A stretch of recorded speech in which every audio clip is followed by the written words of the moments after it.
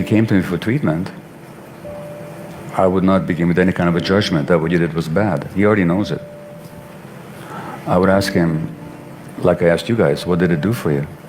What did you get from it that was missing from your life? And what was missing from your life, how did you lose it? What happened to you?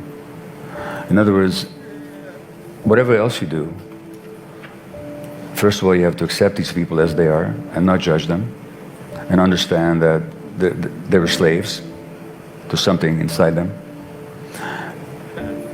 And they didn't willingly make themselves slaves.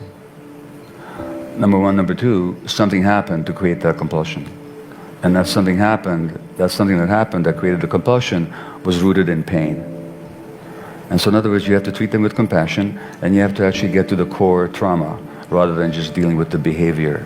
And the problem with all the many programs, Betty Ford and elsewhere, people go to for all these high-end, expensive treatments, rarely do they deal with the trauma.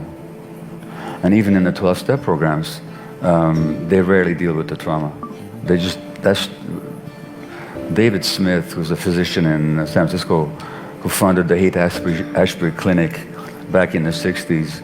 He said to me once that the medical profession is trauma-phobic. So is the whole of society. We're surrounded by trauma and the manifestations of trauma, which show up in the culture, from politics to every other field, and yet we don't talk about trauma.